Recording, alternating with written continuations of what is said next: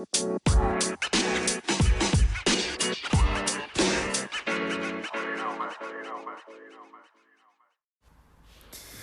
right, guys, welcome back to the podcast. Welcome back to Game and Compute. I just posted a recording and then I just drank a little bit of yerba mate, so it might kick in. You guys know I'm usually like on low fumes when I'm posting, when I'm recording, so but yeah, check that episode out. It looks like I haven't posted since about April 10. That episode will explain why. It's about 90 minutes long of me yammering on and on about a situation that is the reason why I haven't been posting much. But I want to say that I want to post more about credit. That seems to be a popular topic that people are very interested in. And so what I've noticed, and some of this is stuff that I've said before, but I feel like it helps me to post directly after to stay a little bit more on point, because I noticed when I haven't posted in a while, I feel like I like to fill you guys in, like not necessarily an excuse, because I'm not going to apologize. I mean, I do say I'm sorry for not posting when I haven't posted in a while, just if people are like liking this kind of content and they're really like, oh man, I wish that you would post more. But like, I'm sorry for that. I'm sorry that, I can't always keep up the pace that I wish I could keep up, just because things are just, for all of us, right? Things are moving like so fast, and it's really hard to really like differentiate between like when is a good time to be like posting routinely. Like if I don't have, decent content to post, sometimes I feel like I'm just like posting fluff just to post routinely versus like, hey, let me actually post something that people want to hear or might find beneficial, versus like, oh, it's another day, I need to post something. And I don't know if I have content on reserve still, but by the looks of things, a lot has been changing, and I am pleased and happy with the amount of change I've been seeing in my life. It's just a challenge to have so many things just, I look back to Cesar Chavez weekend, and my life was mostly the same other than like snowboarding and being in the mountains and working remotely from the mountains, and, being at a hotel nearby the resort and like hanging out and like, by myself, but like hanging out and like, being in a different environment from my household and being in nature and getting some physical activity in. I noticed for sure that I'm definitely in the worst shape of my life. But still, in a way, I was more active on some things because of having a remote job. And so having a remote job has really bought me a lot of energy. And I do want to talk more about remote work, possibly in a different episode, but let's get into talking about credit. So a lot of people need credit, and the importance of having a credit score that's high or good. Usually might not need one most of the time, but when you start to try and make certain purchases, it can be simple things. Applying for a loan if you're starting school. A lot of people graduated. Maybe you don't want to use classic student loans, but say if you want to get a student loan through your bank, you need good credit. If you want to get a car, you need good credit. If you want to rent a car, you need good credit. Good as in at least average. I mean, like 650. Usually 650 will get a foot in the door. It will qualify you. Just like, a certain grade will qualify you to graduate. A certain you know, score or a certain type of certification and ability ratings and things will get you in the door for certain jobs, right? Certain things you need a certain minimum to even be considered. This is one of those things. You know, a credit score is one of those things. Now, there are back routes to take. Those lead to a lot of inconvenience. I do want to talk about this Extra card. It's called Extra. The card is called Extra. It's a debit card linked to your bank that reports to the credit bureaus. But I'm going to talk about that more after just, talking about like a little bit of background about credit. And I've talked about credit before. It's not like a brand new topic or anything, but I feel like in the current climate, people are wanting information about credit. And I would like to report that my experience with using this card has been a good one because it's worked for me. Now, I don't know if it works the same for every person. I don't know that. I cannot tell you specifically if it does. I don't want to keep people on hold with, making you wait till the end till I tell you the good parts that people want to listen to. So did it raise my credit score? Yes. Over about a year period of time, this is from about Cinco de Mayo of May, so about May 5th-ish of 2021 through about, let's say, May 5th-ish of 2022.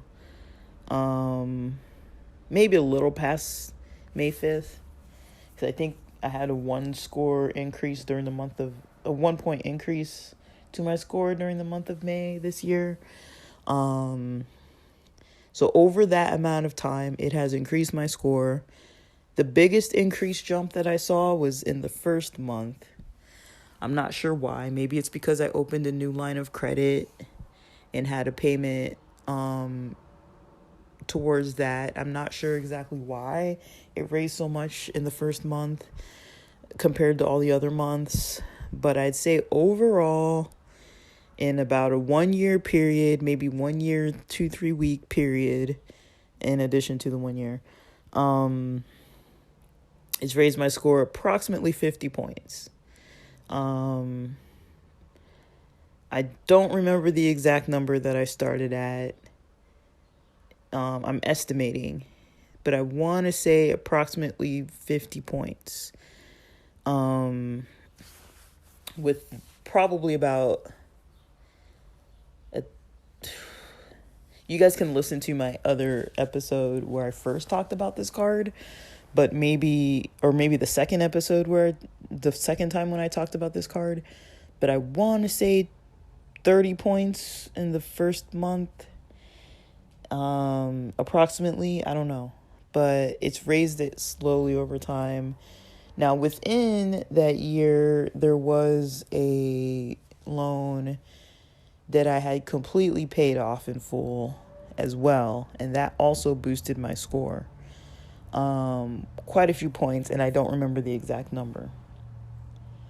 But over the last year, my credit score has gone up 50 points from just those two things alone. I haven't done anything really else. Like, I have, but it's like I haven't at the same time. Like, I have, but it's like done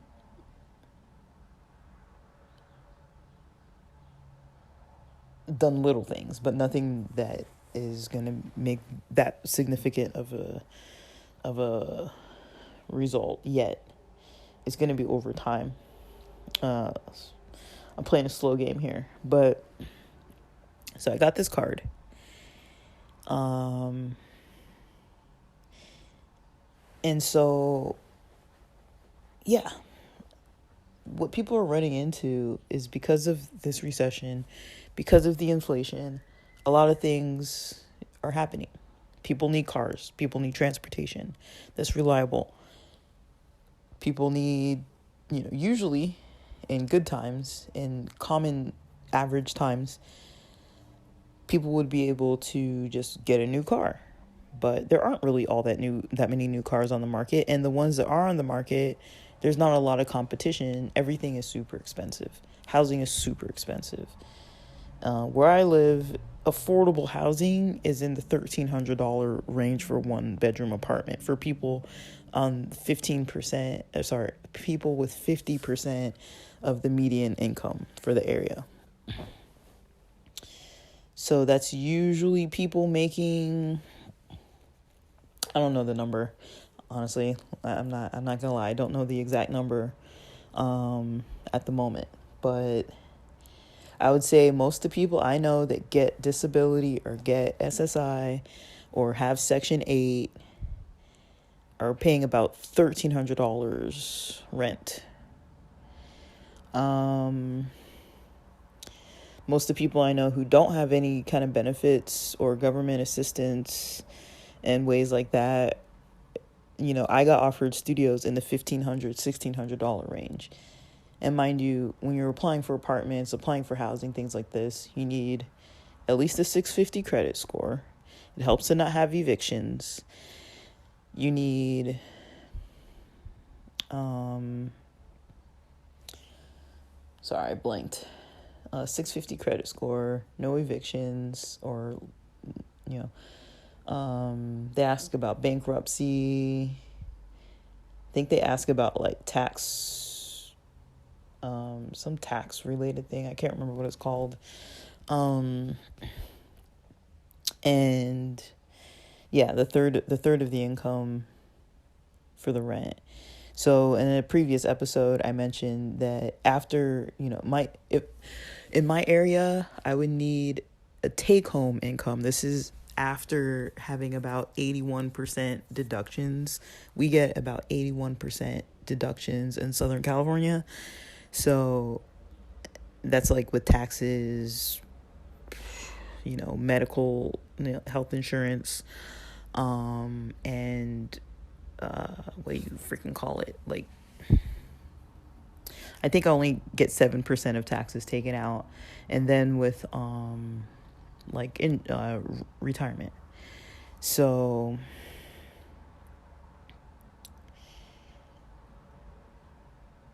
%81 take home. We need about $57,600. That means that we need to make over $57,000.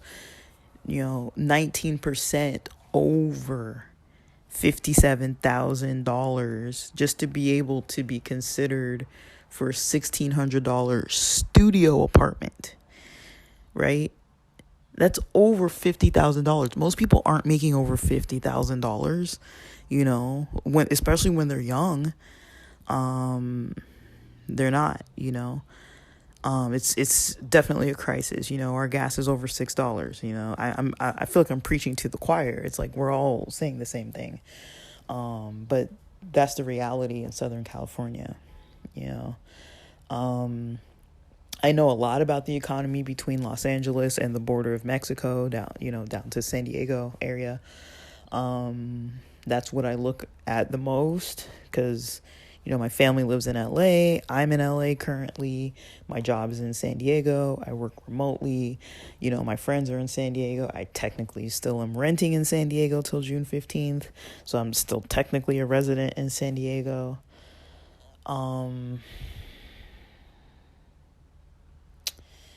It's a lot, guys. It's a lot. It's a bit of a challenge to try and navigate all these kinds of things.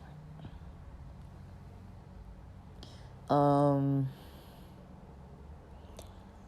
don't really know what else to mention, but it's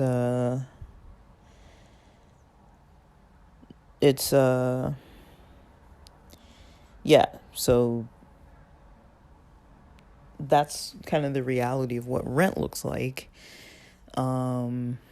and needing to make a third of the income and having to have a 650 credit score just to be having your application considered. Now, I'm pretty sure when I was looking for places before, it was a 600 credit score. I'm pretty sure I saw 600 before. I'm pretty sure, but everything's gone up. And there's a place that I was looking at before that, went back on the market like a year after. I'm guessing the lease was over. And I applied for it for a second time and didn't get the apartment. That was the same place that was having about 30 people a day look at it on weekends. Nice little studio. I can't remember the price off the top of my head right now, but it was something that I wanted. I looked at it. I wanted it. It was a downstairs unit. It was a little narrow, but it was like long. And I could kind of see myself in it, like sometimes you have to like visualize something. And I was like, I could be comfortable here. I don't know if it was noisy or anything. I don't know anything about it on that level, but it looked clean, looked nice. It was relatively spacious because of the layout, and the closet would have been big enough to fit like a bed in it. And I'm not saying I was going to sleep in the closet, but I was kind of considering it. I was like, if I just take the closet door off, I could just put my bed in the closet. I'm sleeping, who cares, I could, if the door wasn't on, it wouldn't matter for me if there was a mattress in the closet, and then I could just have a big couch in the living room with some chairs and things. It would have been spacious. It would have been nice. I didn't get it. I didn't even get a call back. I directly contacted the person and I was like, I will pay you now, first and last month's rent, application fee, deposit. I'll pay it all, just immediately, just respond.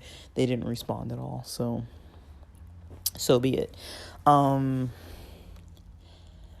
But yeah, so let's move forward and talk more about this credit journey. So if you're on a credit journey, here is some stuff to consider. Learning about credit scores is important. Learning about how they work is important. Knowing what you're going to need it for and planning it that way, and how much you need and what the competition looks like, that's important to know too. And just the knowledge in general, that's going to be very important. So a lot of times what people don't know is kind of what does hurt them. We all get hurt by things we don't know. And then also, usually, unfortunately, and I've experienced this too, that a lot of times when you need something, that's when you need your score to be at a certain rate or a certain level. And it's not like you can raise your credit score in a day or two. You kind of sort of can sometimes raise it pretty quickly, but it's not like an overnight thing, they don't even refresh everything every day like that. So I would say the best first steps is to get a credit report, a couple types of credit reports. Some bank accounts have them for free. I know Capital One, the one that I have connected, is for free. That one shows the lowest credit score. It kind of depends on which one they're showing the report from. So they're different, Equifax, Vanguard or whatever. I don't know exactly the names right now, but I'd have to look them up, look at them. But there's different, bureaus that your credit gets reported to, and the numbers aren't always the same. So the one that shows up on my bank account is the lowest one. I have another card that's called Self.Inc. from Self.Inc. I haven't talked about it yet because I just got it and I haven't reviewed it yet. So I'm not really going to talk about much of that other than the initial process. But this episode, I'm only talking about the extra card and my updates after 1 year of use. And I'll get more into the nitty-gritty details of it. Would I recommend this card?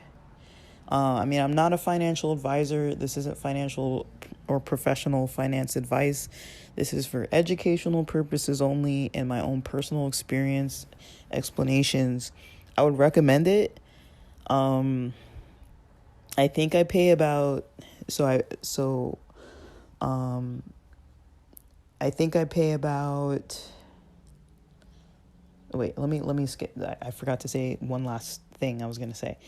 The Self.Inc. card reports from a bureau that is about a 20-point higher difference from the one from my Capital One bank account. So there's a 20-point spread depending which report you're looking at, and that 20-point spread might work in your favor. Now, when you're applying for certain things, like a rental car or things like that. Say you don't have a credit card, they'll pull your credit. They'll do a credit pull, and if you're, I don't know if, because I've asked people because I'm trying to like research things. I think it's 630. I think they said a 630 score. If you have a 630 score, I usually say 650 is the score you want to shoot for, though, because most things, if you have a 650, they're not going to turn you away. Now, for housing, buying property, things like that, they might turn you away, but they probably might not turn you away. So 650.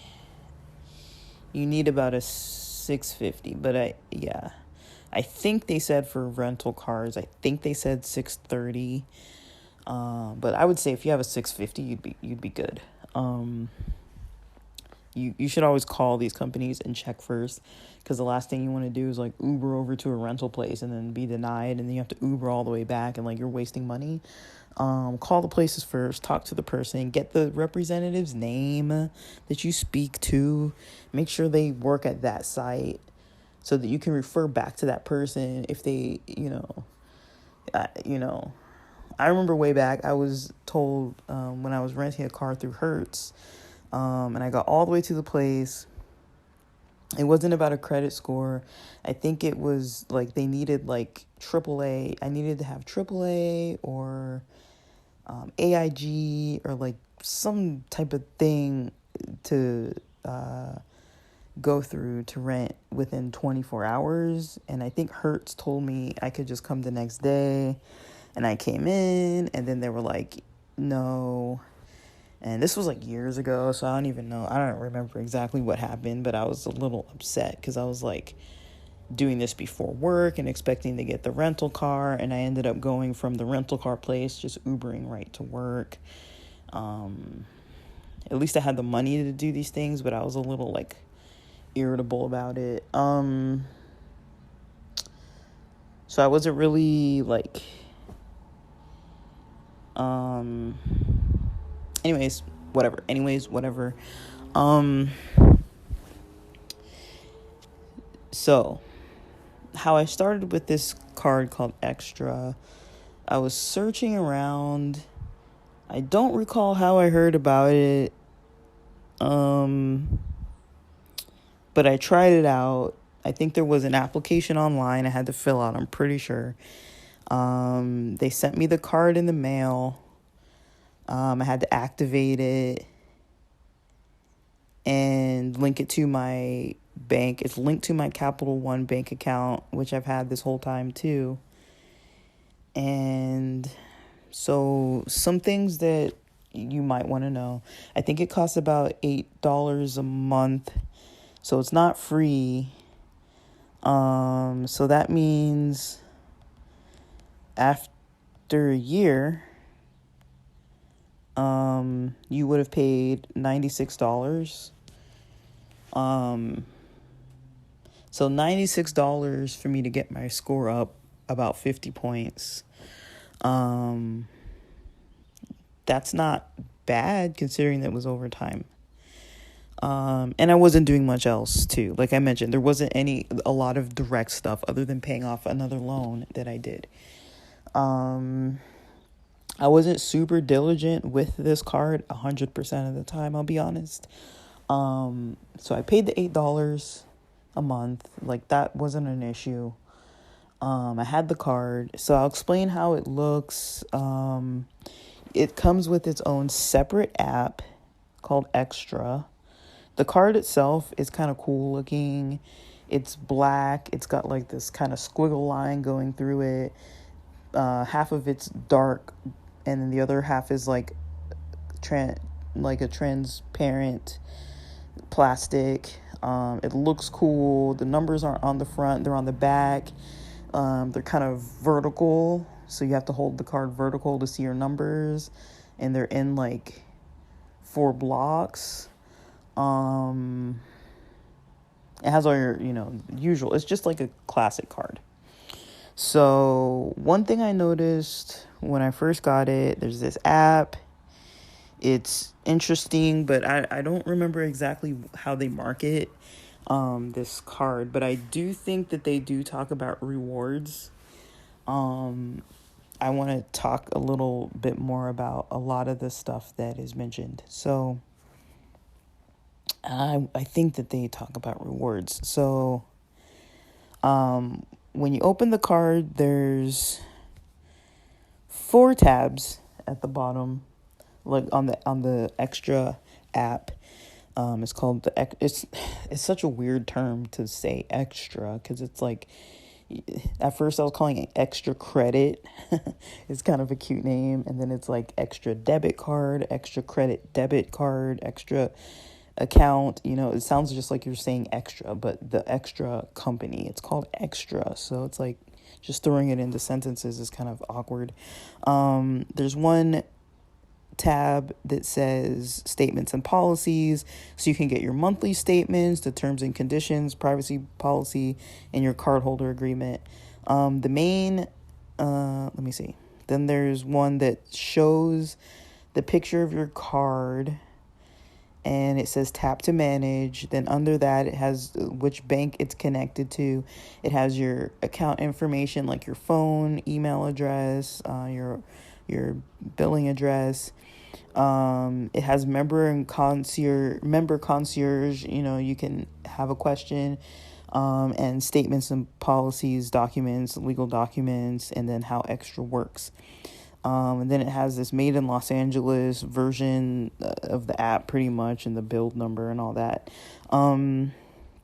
So you can, all these have little arrows where you can click on it, and then it gives you all that information. One thing I'll say about this tab is that it's easy to use. You can change between banks if you really needed to. The Member Concierge, they answer questions very promptly. I don't know if they do it, if it's like during certain hours where they're slower at all. I don't know about that. But during the times I've needed to ask them questions, they've answered them on time and very well and efficiently without any problems. There's another tab that has like an arrow looking up that shows you today's expenses, your yesterday's expenses, and then it has expenses by day: Thursday, Wednesday, Tuesday. It goes like backwards as you're scrolling. And then after about a week, it gives you May 21st or whatever. It starts giving you by the day. So one thing I notice is Google sometimes does temporary holds for $0. Some companies, if you set up auto pay, maybe this is on my regular bank account now that I think about it, but I noticed some companies don't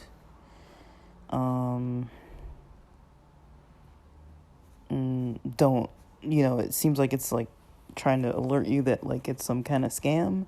I can't remember if that was this card or not, but I have a monthly subscription to some company It's like streaming video company. It's not like a common one like Netflix or anything. And that company, like, every month when it's billing, it's like the I don't know if it's this extra card or if it's my actual Capital One bank. It's between the two of them, where one of them's like, hey, is this an actual purchase that you're trying to make? Like, it's always like asking me that. And then the third tab has their little store, where it has 3 tabs in the store where it says explore, categories, and search. And those tabs shows you these items.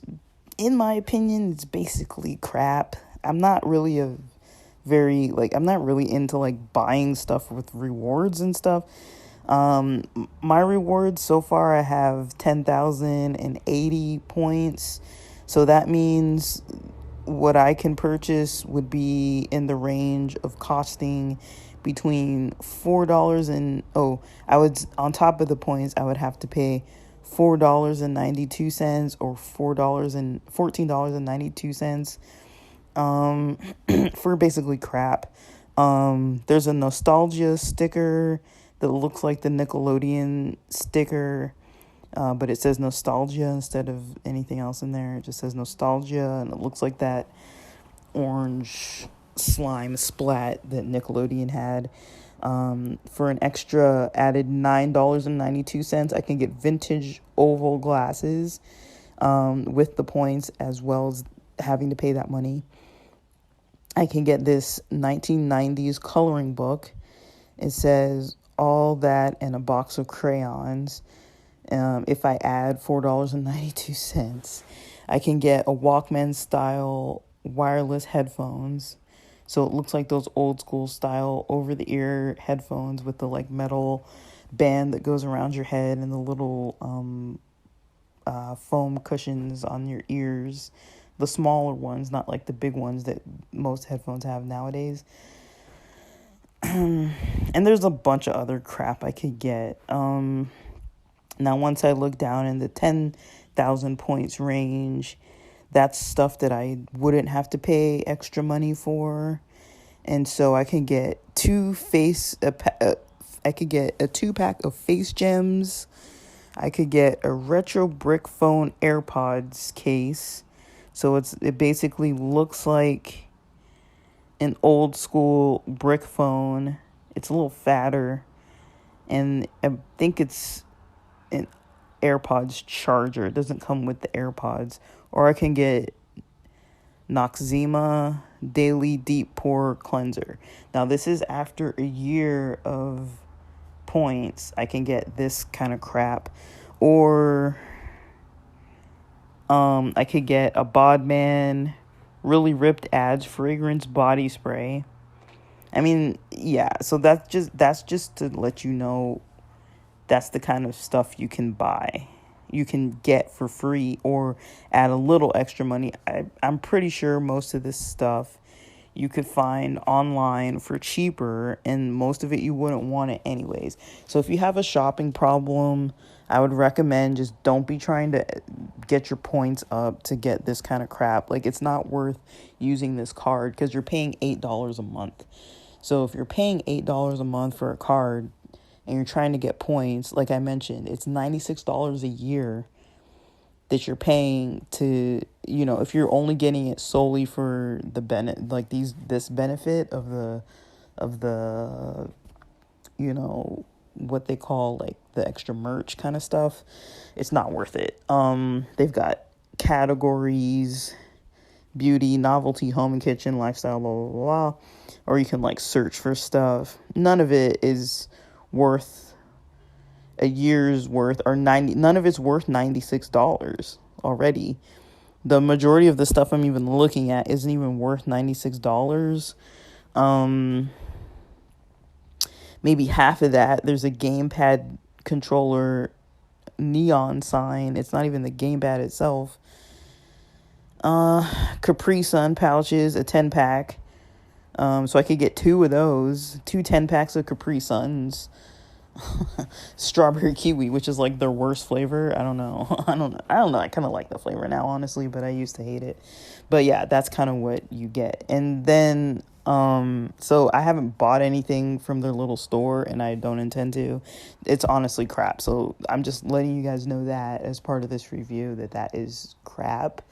It's crappy stuff. So don't get the card just to solely get the, merch. Now my card, it tells you at the top the spend power, which is how much you have over how much is actually in your bank account. So your spend power is how much you can use on the extra card. It's not the same amount that you have in your bank account. It's less. And so, say for example, if I had, I'm not giving you my exact bank balance, but say if I had $4,000 in my bank, your spend power is not going to be $4,000. It's going to be less than $4,000. I don't know how much less, but probably closer to like less than half. So probably closer to like $1,500 or so. I don't really know how they estimate it, but that's kind of what I think it would be, is about $1,500 if you had $4,000 in there. I don't really know exactly how to calculate that number, but it's never 100% of what you already have. So things you might want to know about this card, things that I've noticed kind of have changed. If you don't have either the spend power or at least $100 in your balance, I don't know which one it is. If it's $100 spend power or if it's $100 in your actual bank, I don't know which one it is. But you can't get gas at a gas pump. You have to go inside the store. The last time, and I know I've had money in my accounts. I've had money on this card. I haven't made any like problems with this card or anything in a very, very, very, very long time. Now, I think the first 2 months, or maybe after the first month, I think there were 2 months when I wasn't understanding what was going on with this card, and I was going over the spend power, I believe. And then I think there was a time where something happened with my bank. I can't remember what. This is like almost a year ago now. And I think my bank was overdrawn.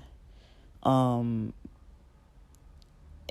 so those 2 times, I didn't notice my credit score decreasing or increasing. Nothing happened.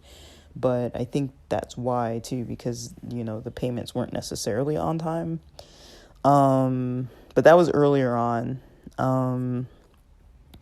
And mind you, I wasn't always 100% using this Capital One bank. I've had it for a while, but sometimes I switch between banks and use other banks, like just depending, especially because this bank, I don't have a physical bank near me that's a Capital One where I can deposit cash. And so sometimes if I need to deposit cash or something like that, I'll go to like another bank account that I have. And so I don't always have like all my money in this one account, and that would also decrease the spend power of my extra card. So that's something to keep in mind if you use different bank accounts.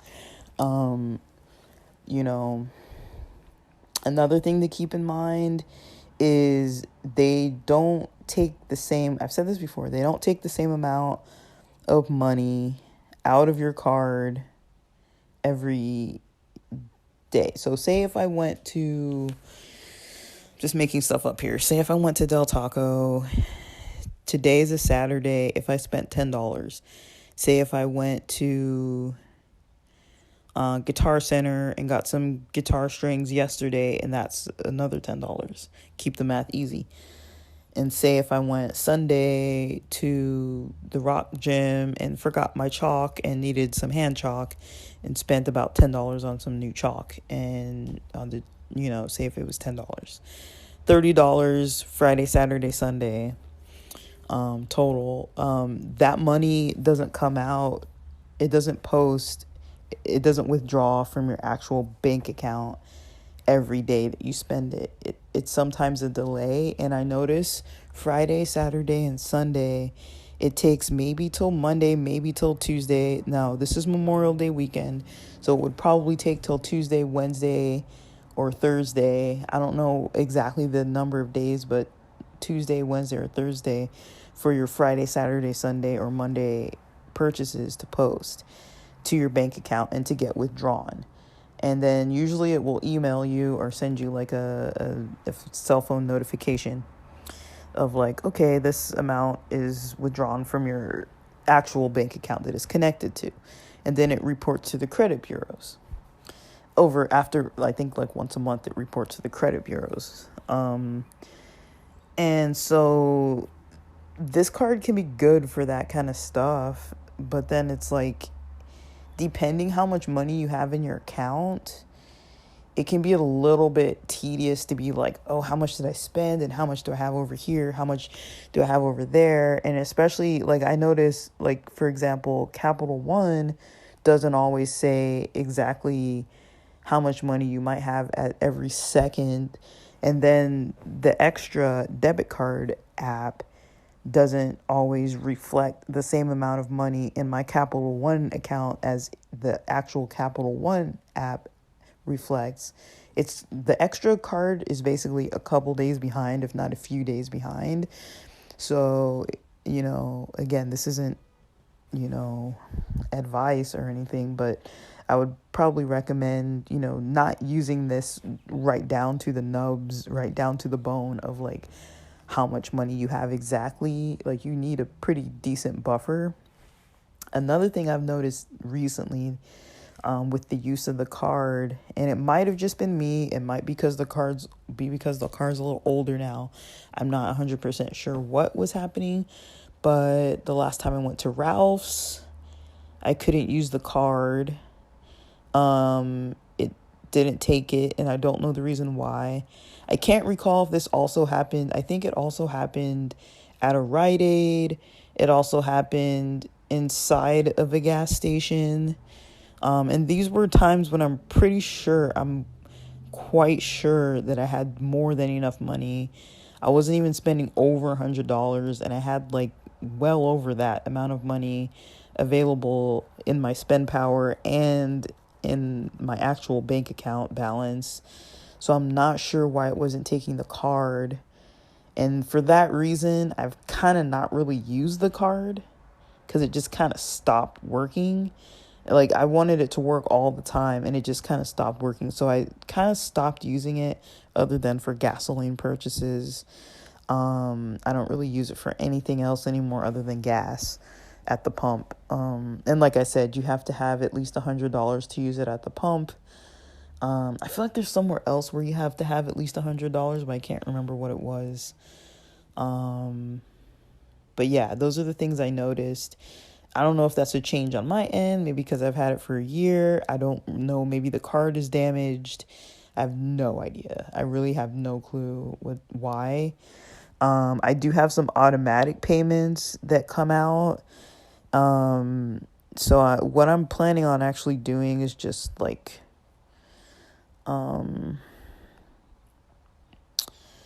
setting up my automatic payments through this card, but I'm a little scared to do it because I don't want things to be getting all like wonky if it's like declining stuff, and then my Netflix account, or I pay for like YouTube Premium, and there's like a little bit of stuff that I pay for, that I'm not really trying to have sabotaged. So that's kind of my latest review. Yes, it did work. I would recommend it, but I'm not sure why it was getting declined.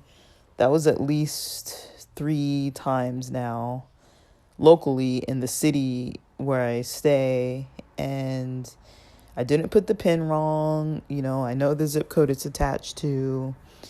I'm not sure. It might just be the physical card itself, but it seems like the readers are reading the card. It's just saying, use. I don't think it says decline. I don't know if it says declined or use another card. I can't remember. But I just remember the last time it happened, I was at Ralph's. And I've used it just fine at like McDonald's and like fast food drive-thrus and stuff like that. But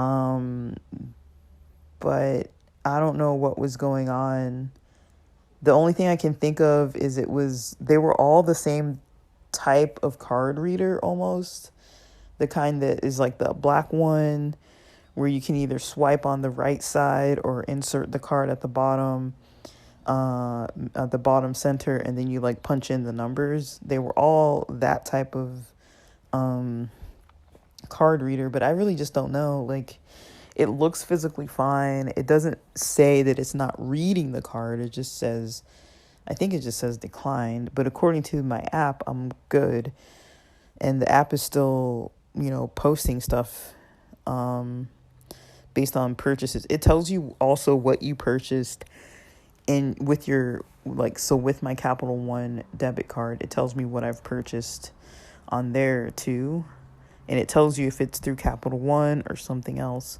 So it looks like I've used this. I think my Amazon refund came.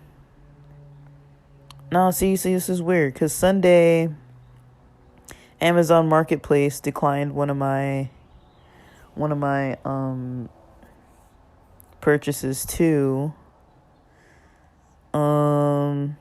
May 21st, I had 2 Google temporary holds, but I was purchasing something on Propellerhead website, like for music software, but it posted like, I don't know, 1, 2, 3, 4 times at 3:42 p.m. on May 1st. And then it says twice Google temporary hold. They're all $0 charges, so I don't know what that was all about, but I think I was trying to use this card. I'm trying to see when was the last time I even used this thing. So now we're past May 16th. Going backwards. I don't know. Maybe May 9th, May 10th, May 13th, May 14th.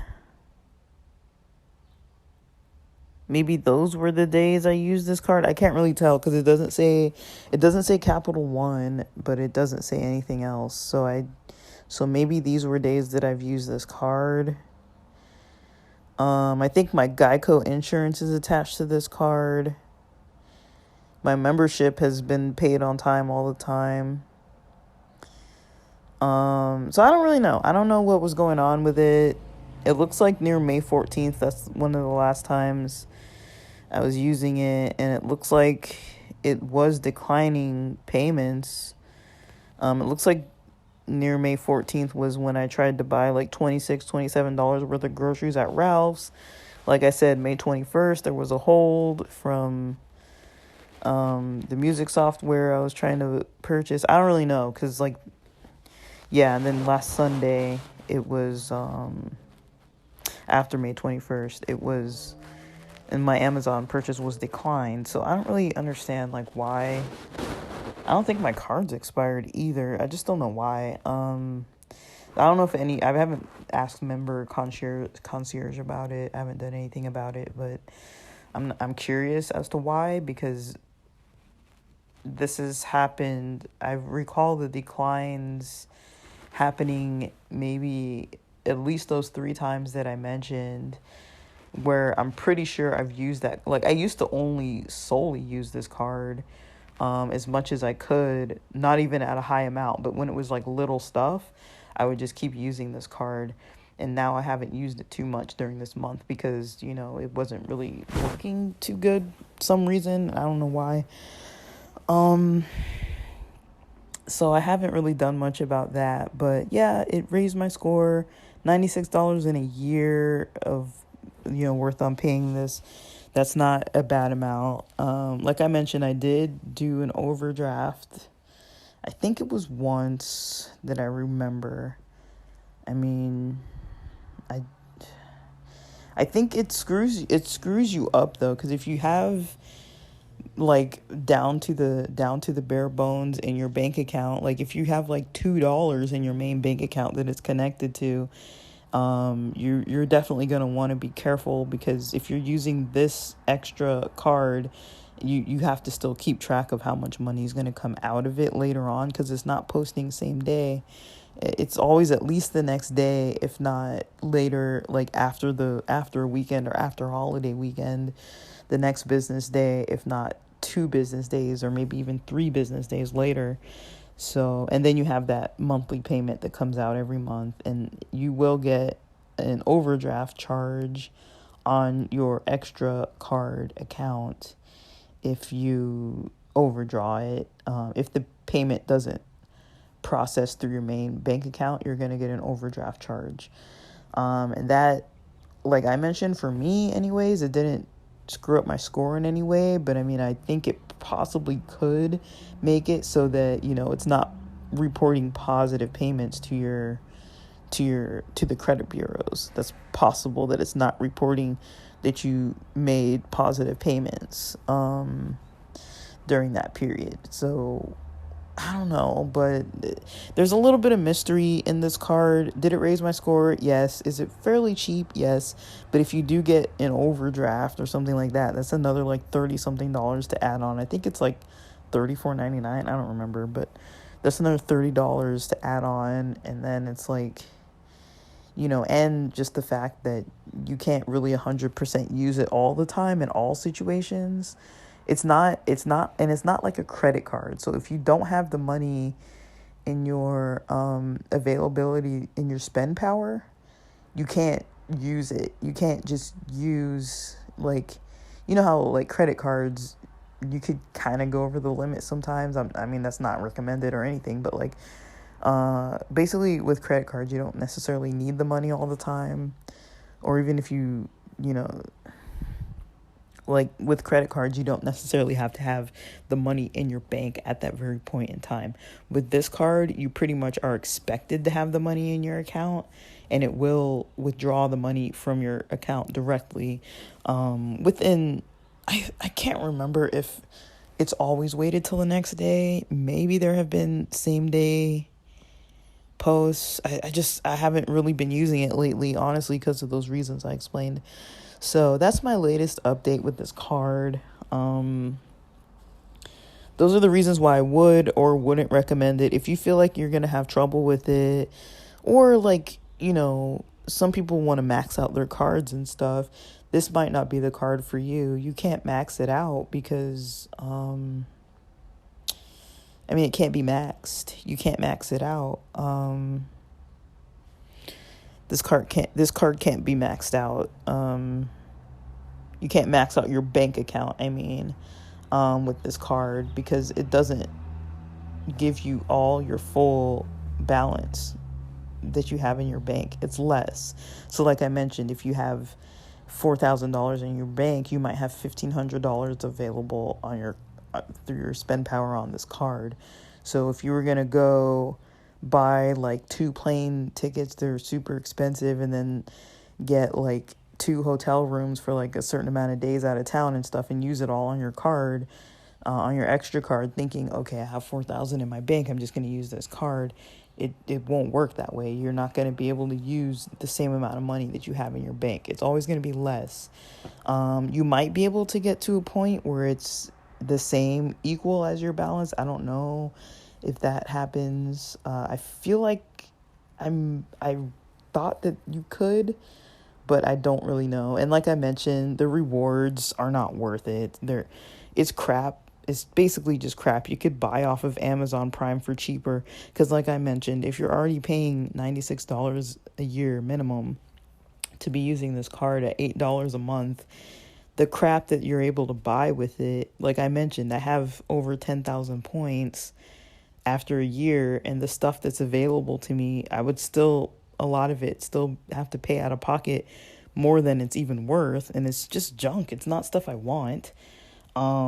It's like knickknacks, stuff that's like impulse buys that seems kind of fun, and it's a little bit unique, but it's not like stuff I would ever use. I have better luck with Amazon Prime. If I want something and it'll come by the next day, I'd rather just use Amazon Prime, and you can usually find better deals on there anyways, and it's not going to cost you a $96 a year fee to buy like some headphones or something like that. Like, that's not worth it. Like, the stuff that you're getting for these rewards isn't worth it, because that's at least $96. That's just with paying the monthly fees. That's not counting how much money you spend on other items. I don't know where that score comes from. I'm not sure if that score is the amount of money you've spent. I don't think it is, because it seems kind of odd too that there are items like worth exactly the amount of money on there. Like, so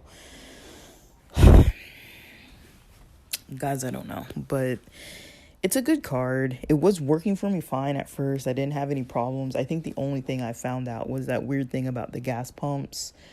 Other than that, I didn't have any problems with it up until this month, and I never looked in to see what those problems were. So it might be just that the card is having issues. But like I mentioned, I had like an Amazon marketplace decline, meaning that it was an online purchase that was declined, and I physically had some declines in the store. And I know for a fact that all this month of May, all the month of April, all the month of March, all these 3 months, I've had more than enough money to cover what's available to me in my spend power and more in my bank account.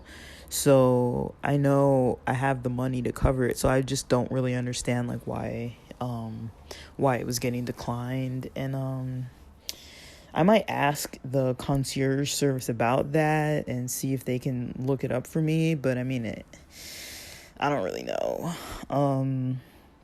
I think what I'm going to do is next time I try at a gas pump, I'll see if I can, if it works or not. Because I've got more than $100 spend power, more than $100 in my bank account for sure. I've got way over that. So, like, I'm not trying to brag. I'm just saying, like, there's no way that there should be an error on that end. And so I'm going to check there first, especially because, you know, it's a little embarrassing to go in a store and then it's like, oh, declined. And especially when the money's in there, it's kind of like, what? But I don't know, guys. I don't know. But I hope this is a helpful episode, and thanks for listening. I'll be posting more.